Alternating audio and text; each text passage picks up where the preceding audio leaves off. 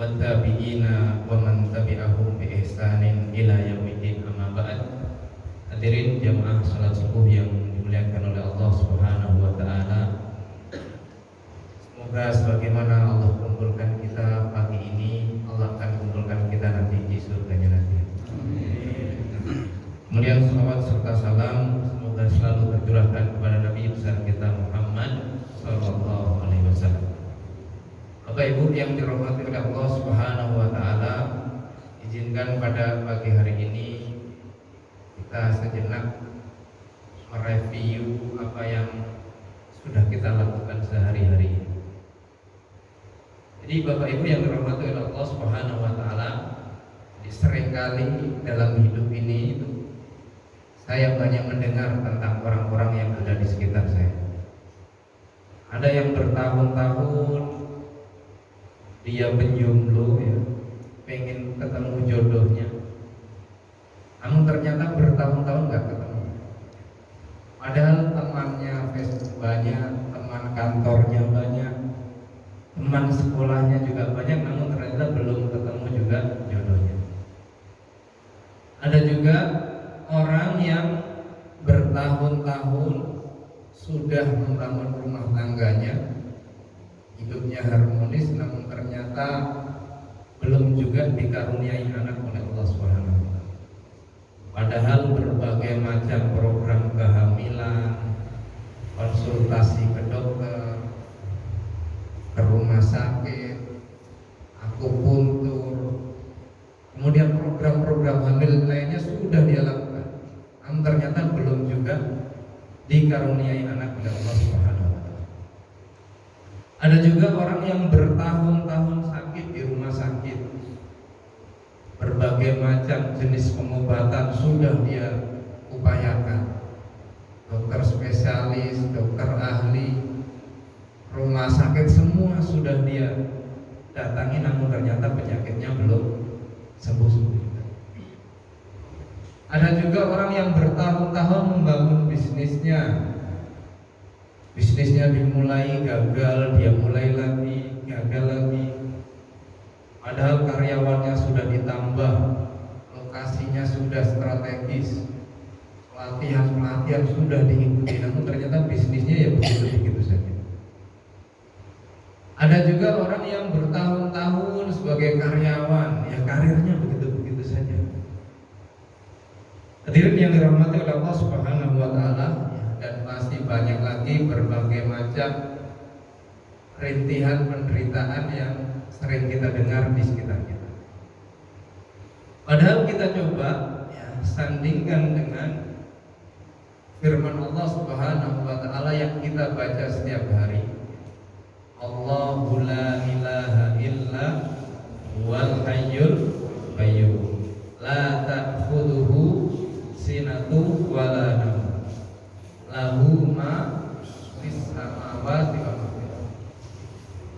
Allah itu tidak ada Tuhan yang berhak disembah selain Allah. Al-Hayyu Al-Qayyum, yang maha hidup, selalu mengontrol makhluk-makhluknya. Allah itu berdiri sendiri, maha hidup, selalu mengontrol makhluk-makhluk. La ta'khudhuhu sinatu wa la nawm. Allah itu tidak pernah ngantuk apalagi tidur. Lebih lagi Allah menjelaskan lahu ma fis samawati wa ma fil ardh. Milik Allah lah apa-apa yang ada di langit dan ada yang di bumi. Matahari punya Allah, bulan punya Allah, planet-planet yang ada di langit punya Allah, semua yang ada di bumi punya Allah. Bahkan masjid, rumah kita ini punya Allah, nyawa kita juga ini punya Allah. Nah, kita mempunyai Tuhan yang begitu hebatnya, kok masalah kita nggak selesai-selesai kan?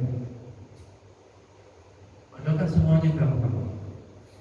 Kan Allah menjelaskan, ud'uni astajib, minta kepadaku niscaya pasti aku akan kabulkan. Nah, ini minta bertahun-tahun kok nggak dikabulkan juga. menjelaskan innama amruhu idza arada syai'an ayyaqula lahu kun fayakun. Butuh berapa menit untuk mengucapkan kun? Ada 1 menit. Allah kalau menghendaki sesuatu tinggal bilang jadi. Nah, ini bertahun-tahun dalam masalah kok nggak selesai juga. Pertanyaannya, apakah kita memang hambanya atau enggak sih? Dia ini Tuhan kita enggak sih yang hebat itu? Ini bertahun-tahun punya masalah enggak selesai juga. Padahal sudah minta sama Allah. Allah ketika menghendaki seseorang punya anak. Bahkan sudah banyak dikisahkan. Nabi Adam itu enggak perlu ibu, enggak perlu bapak, bisa jadi. Allah bilang kun, jadi. Nah, ini suami istri kok nggak bisa juga? Ada suaminya, ada istrinya. Di sunatullahnya ada. Tapi kenapa Allah kok belum mengatakan kun pada permasalahan kita? Nabi Isa juga sama, malah nggak pakai bapak. Ternyata bisa juga. Nah, ini ada bapaknya, ada ibunya, mestinya lebih gampang lagi. Nah, hadirin yang dirahmati oleh Allah Subhanahu wa taala. Nah, ini masalahnya apa? Kita punya Tuhan yang begitu hebatnya. Allah tundukkan langit, Allah tundukkan bumi untuk kita semua. Namun ternyata masalah kita belum habis-habis. Ibnu Athaillah menjelaskan salah satu bukti bahwasanya seseorang itu bergantung pada selain Allah adalah dia kecewa ketika apa yang sudah dia lakukan hasilnya tidak sesuai yang dia inginkan. Makanya kita dengar, saya sudah berobat kemana-mana nggak sembuh-sembuh juga. Semua dokter dari dalam negeri, dari luar negeri sudah saya datangi, kok nggak sembuh-sembuh juga. Di sini memang bukan dokter yang menyembuhkan, tapi siapa? Allah. Bisnis saya nggak lancar-lancar, modal sudah keluar banyak, pelatihan sudah, ini sudah. Memang bukan modal itu yang menyebabkan bisnis lancar, tapi siapa? Allah. Nah, jangan-jangan kita salah bergantung. Jadi kayaknya sih bergantung sama Allah, tapi ternyata bergantung pada ikhtiar kita sendiri. Jadi lebih tepatnya adalah bergantung pada ikhtiar kita sendiri. Makanya ketika tidak sesuai hasilnya dia kecewa. Saya sudah lakukan ini itu, kok masih begini juga. Nah, memang bukan ini dan itu. Tapi yang mendatangkan jodoh, yang membuat kita punya anak, itu semua dengan izin Allah. Nah, mestinya benar-benar bergantungnya sama Allah. Oleh karena itu hadirin yang dirahmati oleh Allah Subhanahu wa taala, pada kesempatan kali ini kita akan coba bagaimana sih Allah melukiskan, menggambarkan dalam Al-Qur'an bagaimana pola-pola agar Allah Subhanahu wa taala mendatangkan pertolongannya kepada kita. Maka yang pertama, untuk mendatangkan pertolongan Allah Subhanahu wa taala adalah kita mesti mempunyai niat yang tulus, niat yang murni, atau meluaskan niat. Jadi misalnya bapak dan ibu yang dirahmati oleh Allah Subhanahu wa taala sakit, maka kita harus mencari jawaban daripada kenapa kita minta sembuh. Kalau ada di antara bapak-bapak misalnya punya uang miliaran, kemudian ada orang yang datang minta uang 10 juta, kira-kira pertanyaan bapak apa?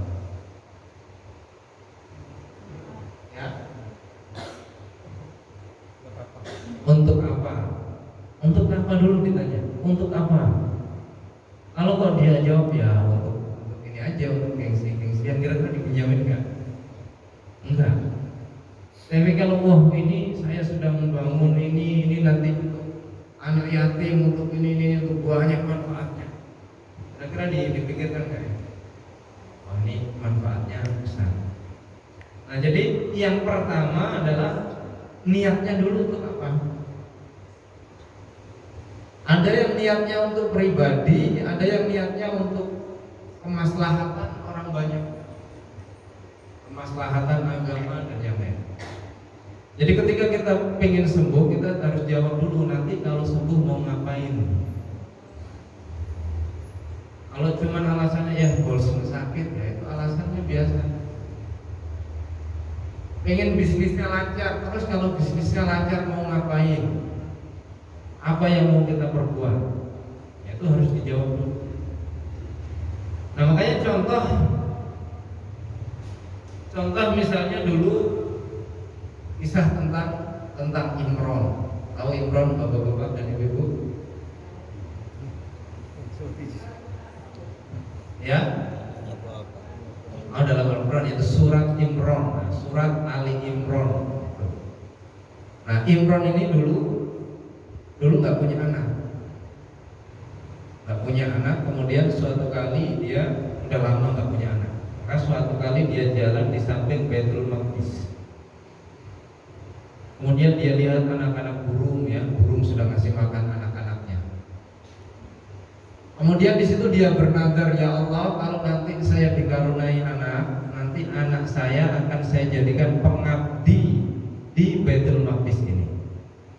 Nah, jadi alasannya bukan malu kemana-mana ditanya mana anaknya, bukan karena gengsi.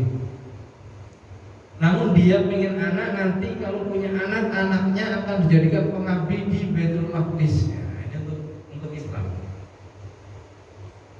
Tidak lama kemudian ternyata Allah anugerahi dia anak, yaitu siapa? Maryam. Jadi ibu Maryam. Ternyata Allah anugerahi ibu Maryam. Nah dia waktu itu minta laki-laki, namun ternyata Allah bilang Allah lebih tahu. Nah, ternyata Allah anugerahi perempuan.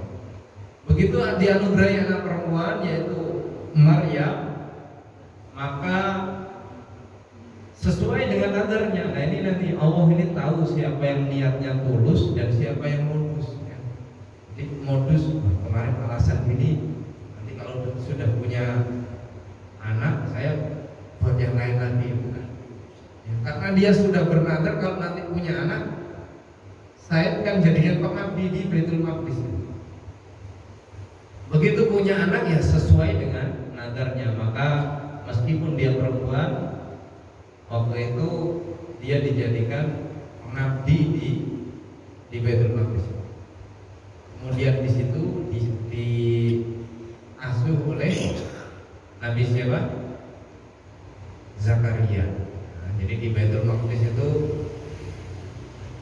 yang di situ saat itu adalah Nabi Zakaria. Maka dia diasuh oleh Nabi Zakaria saat di Baitul Maqdis. Nah Nabi Zakaria ini juga sama. Dia nggak punya anak. Nah banyak keanehan terjadi di situ. Ketika Maryam ini berada di Baitul Maqdis, itu yang ngasih makan kan Nabi Zakaria. Nabi Zakaria yang kasih makan. Nah ketika Nabi Zakaria itu telat ngasih makan, ternyata sudah ada makanan di samping Ibunda Maryam. Bahkan adanya makanan yang misalnya saat ini musim panas, itu tiba-tiba Allah hadirkan makanan yang hanya ada di musim dingin. Jadi melihat keganjalan itu, ya dia tanya kepada orang, ini dari mana? Dia tanya, ini dari Allah. Nah Nabi Zakaria juga sama, karena dia bertahun-tahun nggak punya anak, ya dokternya bilang wah kalau sekarang gitu ya pak ini udah mandul, udah menopause, udah tua, suami istri udah tua, udah puluhan tahun. Nah begitu Nabi Zakaria melihat hal-hal yang sering terjadi dengan Ibunda Maryam, Dia berdoa kepada Allah. Istilahnya, ya Allah, saya ini sudah tua, saya ingin ada anak yang bisa melanjutkan dakwah saya nanti. Jadi kembali lagi, niatnya bukan malu ditanyain gak punya anak, tapi di sini dia pengen agar ada orang yang melanjutkan dakwah. Maka belum selesai dia keluar atau berhenti dari doanya, Allah sudah memberikan kabar kepadanya bahwasanya Nabi Zakaria diberi anak, yaitu siapa namanya? Yahya, ya, Zakaria, Yahya.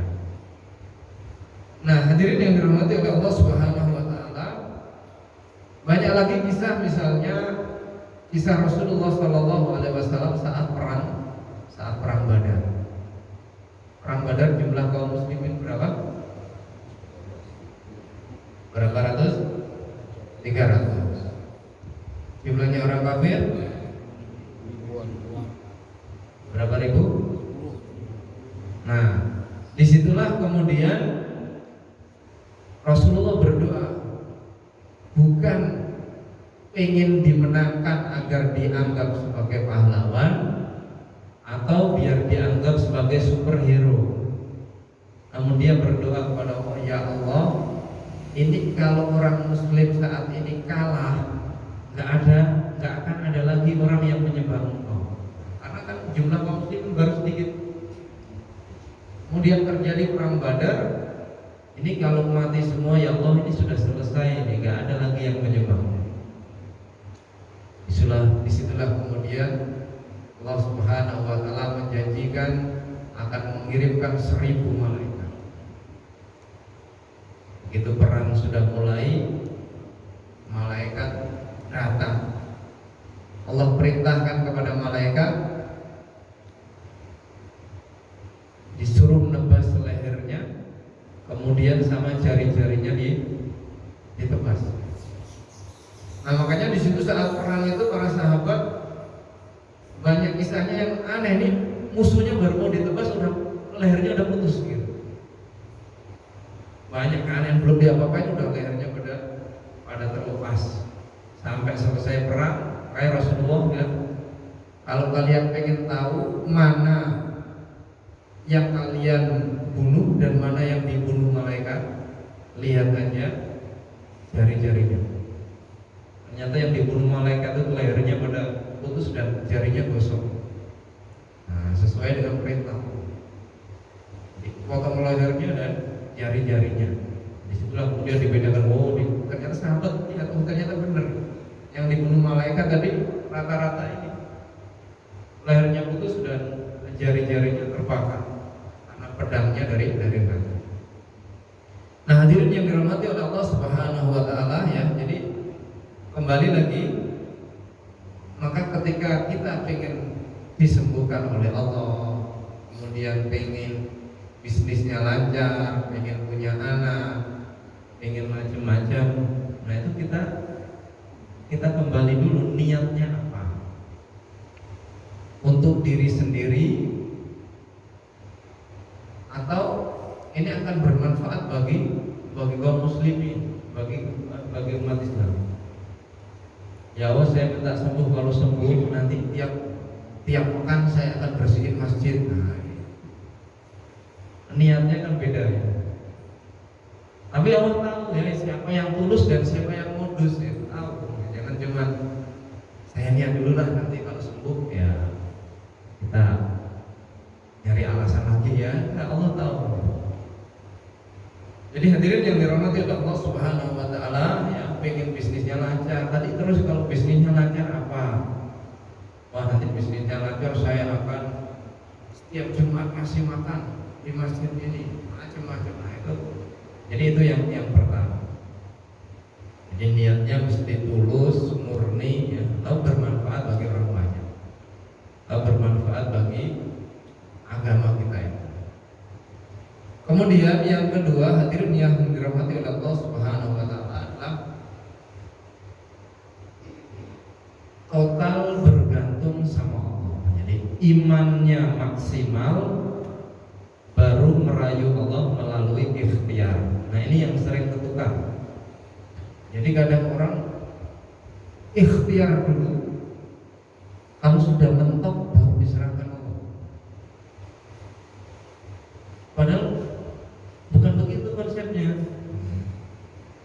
Ke Allah dulu baru rayu Allah, buktikan keseriusannya dengan ikhtiar itu. Nah kita coba lihat perkilas ya, tilas perjalanan kita dulu. Dulu kita saat proses penciptaan kita setelah pertemuan antara sperma dan ovum. Di situ kemudian Allah memberikan ya melalui orang tua kita, ya, melalui ibu kita pertumbuhan. Ya. Jadi prosesnya dari segumpal darah menjadi segumpal daging, ya. Kemudian terus sampailah terbentuk menjadi manusia. Setelah terbentuk menjadi manusia, jasad ini butuh namanya roh. Namun disitulah kemudian Allah tiupkan roh. Setelah sudah lengkap jasad dan roh, kemudian kita mulai berkembang. Ya. Kita nggak bekerja saat itu. Kita nggak bekerja, kita hanya dalam perut saja. Ternyata Allah sudah kasih makan. Itu bayi itu benar-benar bergantung sama Allah. Makanya jangan keliru, ya. Mikir nanti kalau saya pensiun makan apa. Padahal dari belum lahir sudah dikasih makan sama Allah. Kalau begitu tua, nanti saya pensiun mau makan apa? Selama ini dikasih makan Allah, belum kerja dikasih makan. Sekarang mikir nanti saya mau makan apa? Nah setelah kita ya proses setelah 9 bulan, maka kita dilahirkan oleh Allah Subhanahu wa taala melalui orang tua kita. Begitu dilahirkan, kita ini butuh makanan. Belum bisa makan jagung, belum bisa makan gorengan, ya. Namun ternyata Allah sediakan ASI. Allah sediakan ASI melalui orang tua kita. Dan ternyata ada juga orang tua yang tidak mengeluarkan ASI. Ternyata Allah juga sudah sediakan berupa apa? Ada susu kambing, ada susu sapi, ya. Susu formula. Dan anehnya Pak, itu susu kambing dikasih ke kambing, anaknya jadi kambing. Ada ekornya, ada tanduknya. Susu sapi juga sama, dikasihkan ke sapi, anaknya jadi sapi. Tapi ini susu sapi dikasihkan ke manusia, anaknya tetap jadi manusia. Nggak ada kemudian tumbuh tanduknya karena dari kecil minumnya susu sapi. Tumbuh ekornya enggak juga. Nah, itu diolah oleh Allah Subhanahu wa taala.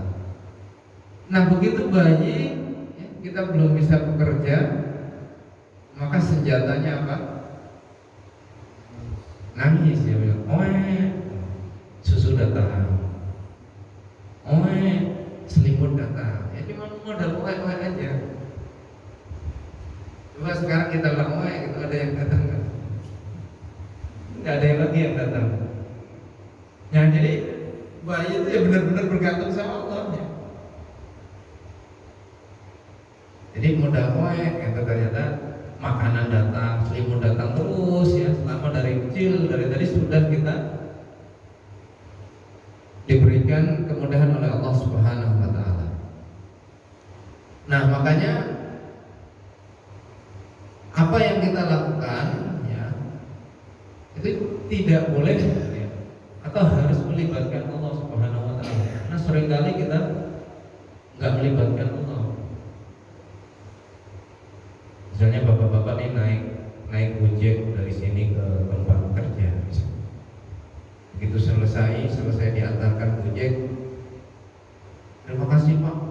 Kalau bukan Bapak tadi yang nyetir, saya bisa tabrakan di si Gojek ini bisa menyelamatkan kita dari tabrakan?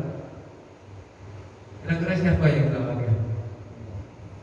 Nah, Allahnya ditinggal di situ. Terima kasih Pak.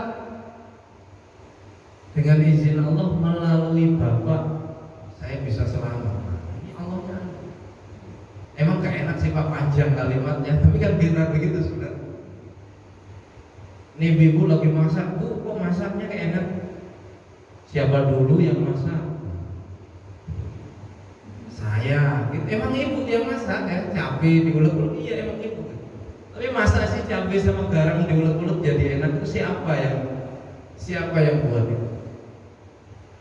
Ini Allahnya sudah ditinggal. Bu, anaknya kok pinter itu ranking 1 terus? Anak siapa dulu? Ya emang anak ibu bener. Yang ngajarin baca ya ibu, masa jadi pinter itu cuman modal membaca gitu. Jadi ini Allahnya sering ditinggal. Jadi Allahnya nggak dilibatkan. Nah makanya ini nanti kalau mudik itu, wah rumah saya aman, sudah saya gembok. Allahnya nggak ada. Bismillah ya Allah, saya titipkan rumah ini padamu. Nah, baru dikunci. Ini bukan dikunci dulu ya sudah. Yakin sama ya Allah, saya titipkan rumah ini, engkaulah sebaik-baik penjaga. Nah berkeseriusan kita tadi baru kuncinya ini yang ikhtiarnya tadi. Begitu kita balik ke rumahnya selamat, ya nggak ada yang apa-apa, bukan wah dulu kalau bukan gembok yang ini pasti rumah saya kebobolan maling. Nah bukan itu, bukan gemboknya. Tapi Allah yang menjaga rumah kita itu. Ini Allahnya nggak boleh ditinggal. Ini bapak lagi pergi mudik, lagi pergi ke kantor, banyak macet dan yang lain-lain. Ya Allah tolong temani saya. Ini perjalanannya lancar karena dimudahkan sama Allah. Nah ini yang sering ya. Jadi sering kali wah pokoknya semuanya sudah beres, aman. Allahnya kan. Nah, jadi Allahnya ini harus dilibatkan. Makanya dulu sahabat itu sandalnya putus saja Pak, itu lapor sama Allah, ya Allah sandal saya putus. Baru kemudian protokol buminya dilakukan. Jadi kalau Allah dulu protokol buminya dilakukan. Nah kemudian makanya dulu pernah terjadi ya, ada kisah yang sangat fenomenal sampai difilmkan. Yaitu kisah apa? Kisah tukang bubur naik haji. Jadi ceritanya si tukang bubur ini, Pak Somad ini, dia ingin menghajikan orang tuanya. Nah karena dia benar-benar pengen menghajikan orang tuanya sudah tua, maka yang dia lakukan adalah jualan bubur. Sehari untung 2.000, untung 5.000 dia simpan. Begitu datang temannya, Pak, dengan Bapak jualan bubur ini sampai kapan bisa pergi haji? Kan bayar hajinya 25 juta. Ternyata jawaban si tukang bubur ini apa? Dia bilang, bukan uang jualan bubur ini yang akan memberangkatkan saya. Bukan uang hasil jualan bubur ini yang akan memberangkatkan saya haji, tapi Allah Subhanahu wa ta'ala. Ini hanya ikhtiar saya menunjukkan keseriusan saya dengan jualan bubur ini. Tapi bukan jualan buburnya ini yang pergi haji. Nah, jadi yakinnya begitu. Nah ini sekarang kita sudah mulai, waduh Pak, susah kalau jadi pegawai kalau nggak punya orang dalam. Seolah-olah Allah nggak mampu buat antum jadi pegawai tanpa orang dalam. Wah sekarang susah ini. Kalau nggak punya ini, apa banyak. Jadi Allahnya ditinggalkan. Seolah-olah Allah itu nggak mampu buat kita jadi pegawai tanpa orang dalam. sekarang kalau nggak punya uang sekian susah pergi hajinya. Padahal banyak juga orang yang dipanggil haji padahal dia nggak punya uang. Itu yang pergi haji itu bukan orang-orang yang kaya semua, bukan. Orang yang benar-benar sungguh-sungguh nabung sedikit-sedikit. Ada yang Allah kasih haji gratis, ada yang dihajikan, macam-macam banyak caranya. Nah ini, jadi ketika kita ada masalah, maka yang pertama dicari itu Allahnya dulu. Jadi jangan fokus masalah. Ini contoh misalnya kisah ibunda kita ya, Ibu Hajar. Nabi Ibrahim ini sudah lama nggak punya anak. Begitu punya anak, anaknya masih bayi ya. Ternyata Allah perintahkan dia untuk pergi ke Mekah saat ini ya. Dulu masih padang pasir, belum ada Ka'bahnya. Begitu sampai sana ternyata Allah perintahkan Nabi Ibrahim untuk meninggalkan istrinya. Begitu meninggalkan istrinya nanya, "Wahai Nabi Ibrahim, kenapa engkau tinggalkan saya?" Nabi Ibrahim nggak jawab, nggak tega. Dia nggak mau melihat. Ditanya lagi, "Wahai Ibrahim, kenapa engkau tinggalkan saya?" Dia nggak jawab. Tapi karena istrinya soleha, dia ganti pertanyaannya. "Wahai Ibrahim, apakah Allah yang menyuruhmu?" Nabi Ibrahim, "Ya." Kalau istrinya, "Kalau begitu Allah pasti tidak akan menelantarkan kamu." Nah ini ibu kalau suaminya lagi pergi ditanya, kalau ditanya, "Pak mau kemana?" nggak jawab. Ibu cari pertanyaannya, "Pak, apakah Allah yang menyuruhmu pergi?" "Iya, ya Bismillah" gitu. Kalau pertanyaan, kalau nanya mau kemana Pak, nggak jawab ya. Jadi nanya, kalau Allah yang nyuruh, iya berangkatlah. Suaminya mau pergi goes sepeda, "Pak, apakah Allah yang nyuruh?" "Iya, Bismillah." Pertanyaannya beda ya kualitasnya. Suami istri itu kan udah Allah yang ini ya Bismillahnya. Dia yakin Allah tidak akan menelantarkan. Nah begitu juga Ibunda Hajar ya, begitu bahwasanya dia yakin Allah yang menyuruh Nabi Ibrahim meninggalkan Ibunda Hajar di situ. Ternyata si anaknya ya Ismail itu nangis, ternyata asinya juga udah habis ya, di tengah padang pasir nggak ada air. Yang dia di tengah padang pasir nggak ada air. Maka yang dia lakukan apa? Yang dilakukan apa Pak? Ya? Lari-lari, masa nggak ada air lari-lari? Dia nyari air gitu kan. Cuman kalau nyari air dari sini ke sana nggak ada, mestinya nyari ke tempat lain. Nyarinya situ-situ aja di Sofamar. Kenapa nggak nyari sebelah kanan atau sebelah kiri? Nah disitulah dia nyari pertolongan Allah. Dia hatinya ke langit. Namun ya Allah, ini yang bisa saya lakukan ya. Jadi nggak cukup ya Allah saya yakin dong enggak? Ya yakin aja enggak ini. Yakin Allah akan turunkan air, biar diam aja enggak juga. Karena jadinya nanti mistis gitu. Ya Allah saya pengen punya anak, nggak mau nikah. Nah itu kan mistis. Allah sih mampu ngasih anak tanpa nikah gitu kan, kayak Nabi Adam, tapi kan mistis kalau agama gitu. Jadi ya Allah, dianya butuh air untuk anaknya Ismail, tapi ini yang bisa saya lakukan. Dia lari Sofa Marwah. Kenapa 7 kali? Karena habis itu sudah nggak mampu lagi ya, panasnya udah mau pingsan. Namun ternyata disitulah pertolongan Allah datang. Keluarnya di mana? Apakah di tempat dia lari tadi? Ternyata enggak juga. Memang banyak nggak nyambungnya. Orang pengen kaya suruh sedekah kan nggak nyambung, malah buang-buang duit gitu kan. Tapi ya memang begitu. Ini lari ke sana sini, ya Allah air, ternyata yang keluar di dekat kakinya Nabi Ismail. Emang nggak nyampe. Saya mau kaya suruh sedekah ya, malah habis duitnya. Kalau dipikirkan dengan logika kita. Nah, disitulah kemudian Allah turunkan pertolongannya kepada Ibunda Hajar ya, setelah benar-benar yakin sama Allah, kemudian dia merayu Allah, membuktikan keseriusan itu ya dengan ikhtiarnya.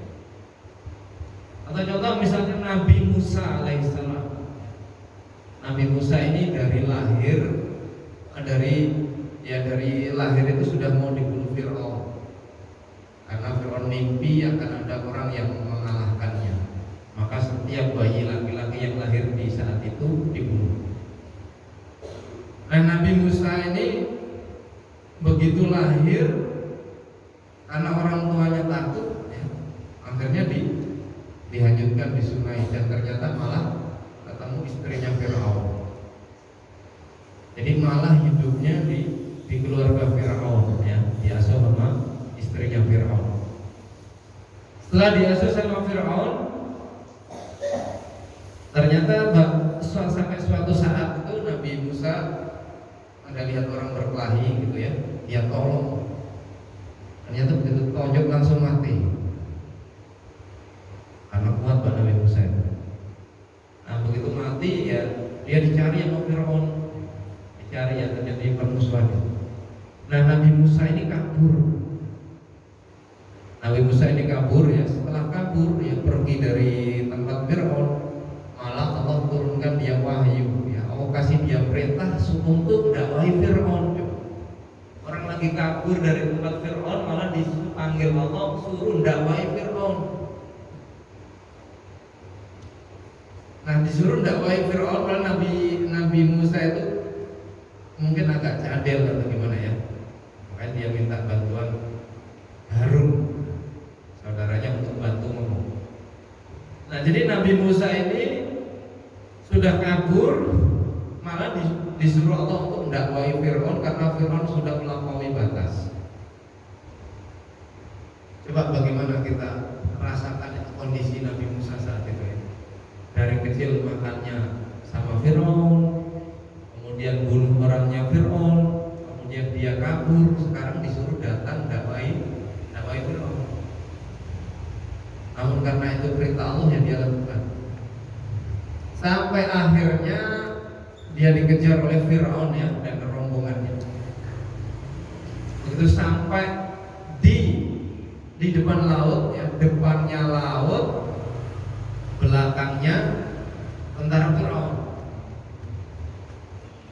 Kemudian jamaahnya berkata, inna lamudrokun, wah kita pasti ketangkep ini.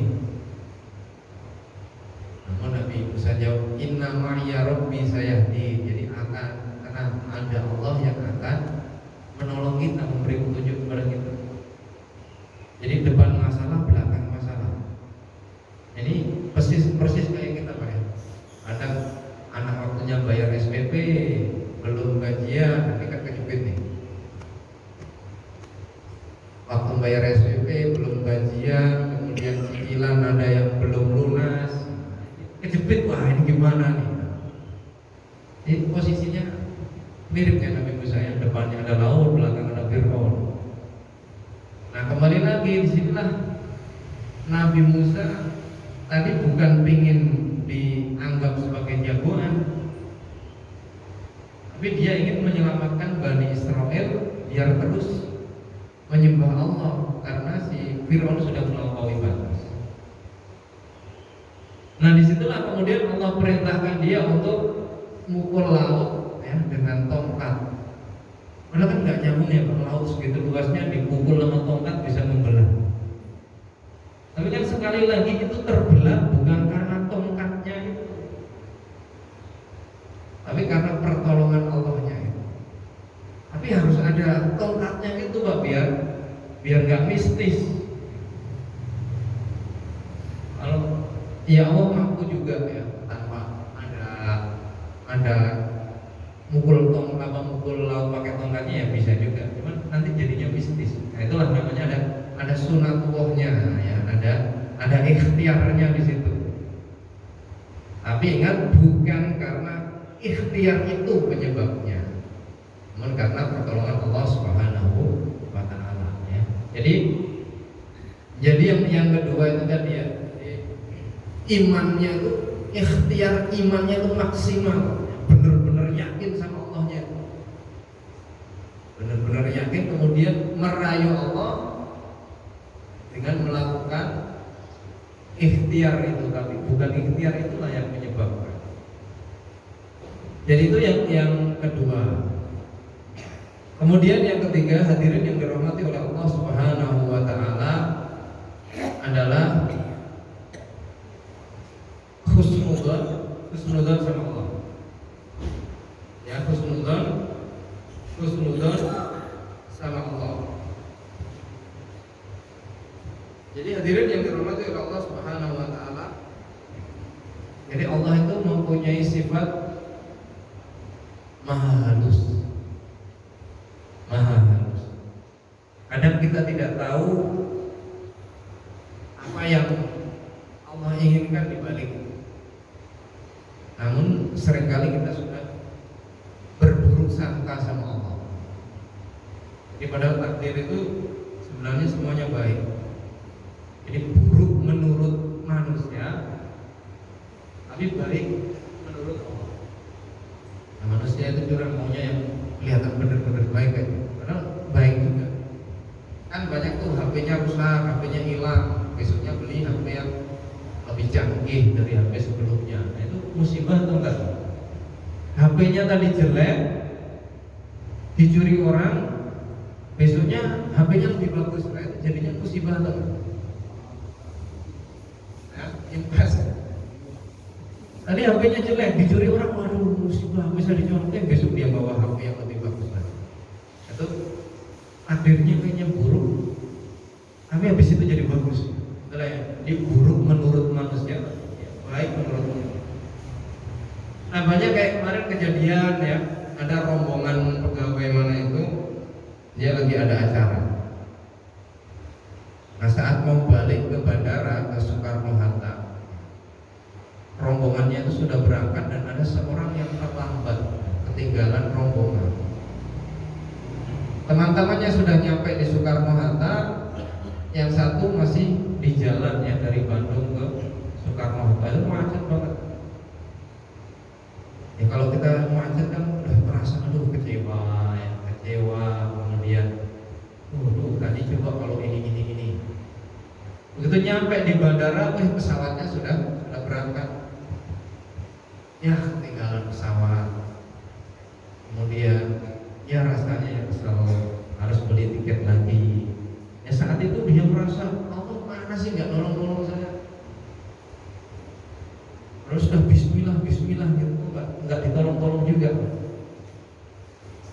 Begitu saat dia kecewa, ternyata dia mendapat kabar bahwasanya pesawat yang mestinya dia tumpangi bersama rombongannya tadi ternyata meledak. Dia sendiri yang selamat. Di situ baru bersujud syukur, ya alhamdulillah, terima kasih ya Allah. Coba tadi saya gak terlambat, pasti saya meledak juga. Nah, sekarang baru begitu.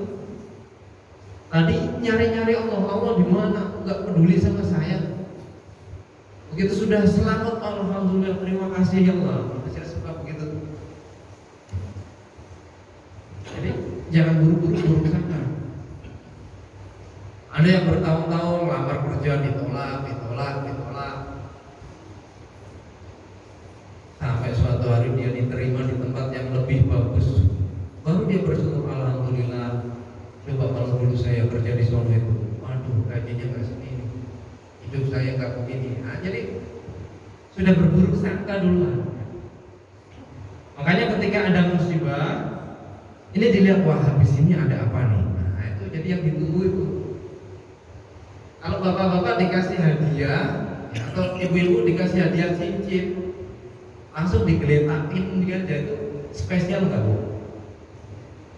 Nggak spesial kan? Nih bapak-bapak pulang bawa cincin, ibu cincin, ya, ibunya kurang spesial. Tapi coba dibungkus kardus TV, ya. Setelah dibungkus kardus TV, bawahnya lagi kasih kardus radio, kasih kardus setrika, dibungkus lagi kardus sarimi, kardus yang kecil sampai yang kecil banget coba itu kalau dibuka kan dramatis sekali gitu kan. Buka kardus gede, ya ada kardusnya lagi, dibuka lagi, ya ada kardusnya lagi. Agar semakin penasaran ini hadiahnya apa sih? Nah begitu ada musibah itu mestinya begitu, wah ini pasti ada Allah mau kasih sesuatu nih. Nah ditunggu. Jadi jangan buru-buru, waduh saya diuji ini sudah begini, habis nabrak nyampe rumah ini lagi hilang lagi, macam-macam. Ada masalah tuh bertubi-tubi kayak gitu. Tapi kan dibalik itu sebenarnya ada sesuatu, cuma kita nggak sabar. Jadi ketika ada masalah ini ya sabar dulu nih. Di balik udang ada apa itu? Ada bakwan. Jadi ditunggu habisnya ada apa nih? Kita jangan buru-buru. Makanya ketika ada musibah wah, makanya doanya kan,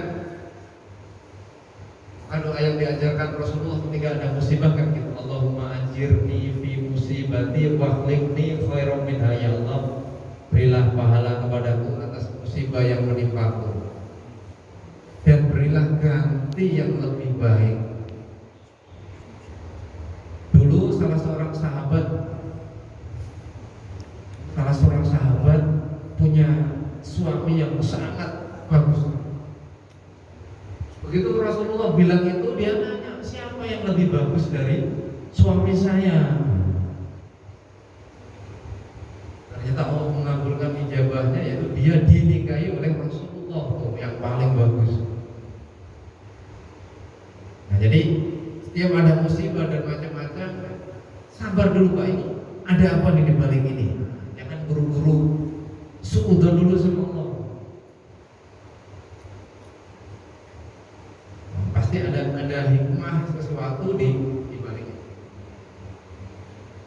Kemudian hadirin yang dirahmati oleh Allah Subhanahu wa taala, yang ketiga, yang keempat, ini adalah kita mesti total bersyukur sama Allah.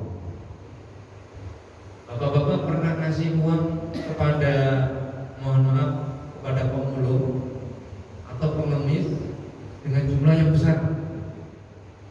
Dan apa responnya? Ya? Senang. Bapak kasih uang 100.000 atau 200.000 kepada pemulung atau pengemis, itu pasti Pak, semua doa akan dikeluarkan. Terima kasih Pak, semoga Bapak berkah, semoga perusahaannya lancar, semoga anak-anaknya, semua doa yang baik-baik itu dikeluarkan. Tapi kalau Bapak kasih kita duit 200.000 di sini, gimana ekspresinya? Biasa aja. Apa masalahnya?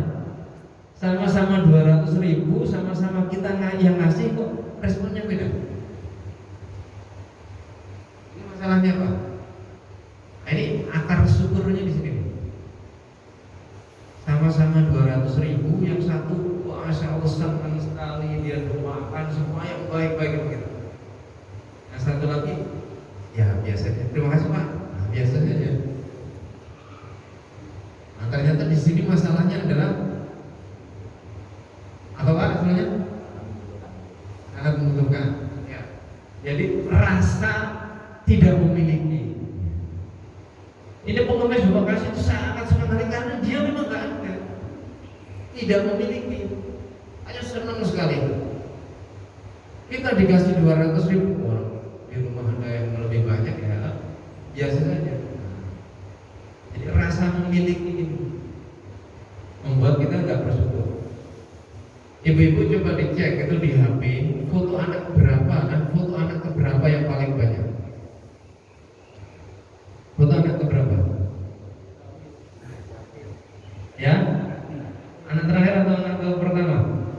Pertama. Dulu anak pertama Pak, kayaknya tiap hari difoto. Tapi zaman Bapak HP belum sebanyak kayak sekarang ya. Kalau sekarang kan tinggal foto. Kalau dulu mungkin belum kayak sekarang ya. Itu anak pertama hampir, anak saya bisa melek foto sudah bisa senyum foto, bisa gerak, bisa jalan, hampir semua fotonya ada.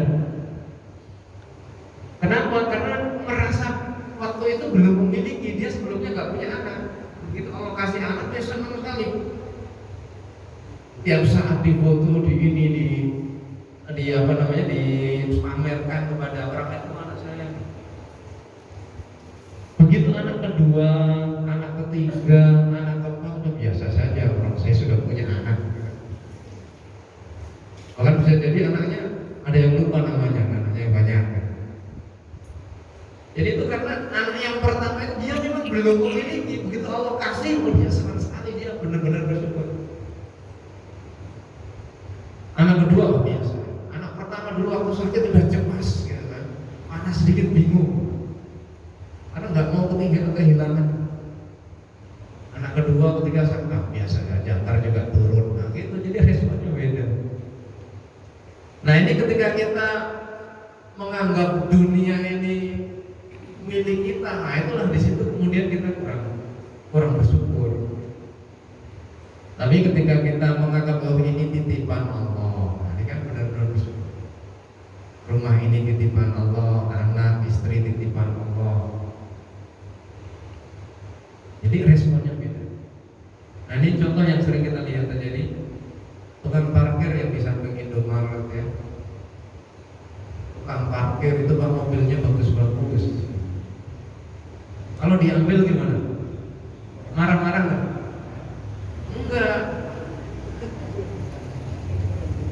Ya karena dia tahu itu bukan mobilnya, gitu kan. Jadi mobilnya diambil, terima kasih Pak. Hati-hati di jalan. Yang responnya ya, waktu yang penting dia dikasih, gitu kan. Karena tugas dia penjagaan. Gitu. Tapi dia tahu ini bukan mobil saya hanya diamanai untuk menjaganya. Kayak kadang-kadang hujan helmnya diplastikin, ya tugas dia menjaga. Tapi dia tahu dia itu bukan milik dia. Makanya tidak menggunakan semena-mena karena itu bukan milik dia, itu hanya titipan. Nah ini kita dikasih harta ya, oh ini titipanmu, dan ini harus saya gunakan dengan benar. Ya oh ini Allah kasih kesehatan kepada saya, ini punya Allah, maka saya gunakan yang benar. Jadi semua yang dia kasih sama Allah, dia tahu ini hanya titipan, bukan milik saya, jadi ya dia kasih dengan dia lakukan dengan sebaik-baiknya.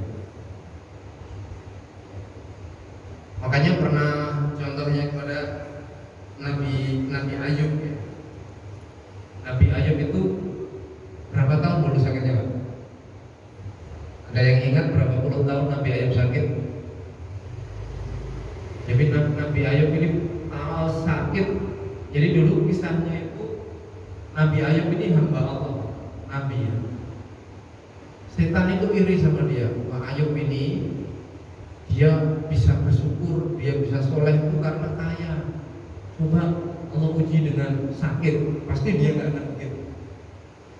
Nah setelah itu Allah ujilah Nabi Ayub ini dengan sakit, sampai istrinya pergi, tapi nanti balik lagi, diusir dari kampungnya karena dia sakit yang diantar ular.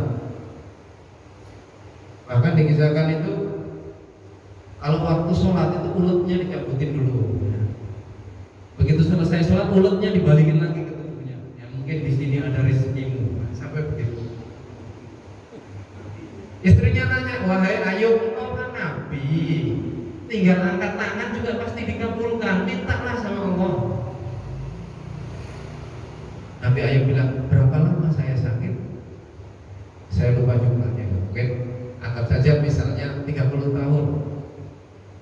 Ayub nanya, berapa lama saya sehat? 34 tahun. Kalau gitu 4 tahun lagi lah.